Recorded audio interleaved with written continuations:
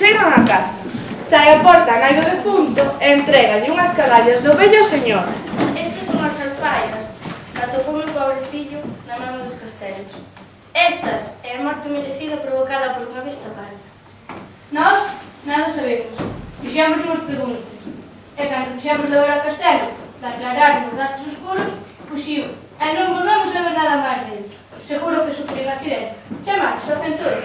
Accidentes ou dos vosos da vosa ralea. Nós vivíamos tranquilos. O meu fillo que era romántico, pois tamén non mexer nas cousas do pasado. Non lle facía mal a ninguén. Marchai daqui, que nós temos da hondo. Miserable come cartos, só pensa nas riquezas, nos tesouros, nas propiedades. Nos tempos futuros, serías un bo especulador. Meu señor, parece que chove. Vai ser mellor retirarse, que esta muller non ten siso e dedicouse sen sentido ningún. Aquí non íbamos a topar nada.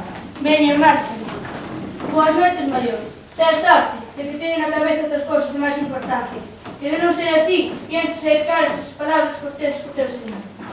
O señor ten que vixiar de todos os seus vasalos para que non perdan o tempo en parvadas semellantes e se dediquen a traballar as terras e cuidar do gando, para así satisfacer as necesidades pecuniarias do señorío.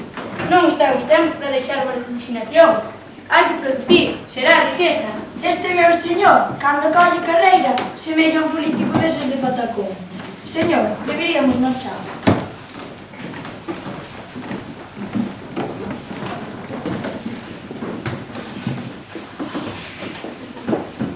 Entrementres, no castelo, nai e filla preparan un encontro co campesiño para poder gozar do amor que o señor non aproba. Miña Martiña, escapa. Vai na procura do teu Martiño e lista de aquí. O teu pai nunca vai permitir que cases con que non sexa da nobreza. Se sabes que tiña previsto casaras co primo do sobrinho do seu curmán. Toma estas moedas.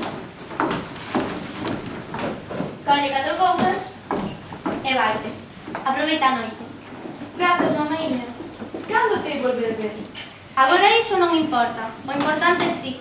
O teu pai, espero que lle pase un fado nun tempo prudente e que entre en razón. Vaite, xa mandei recado para que Martiño estea esperando en Bertamil. Bom, espero tocar a ximia. Adeus. Adeus e sorte.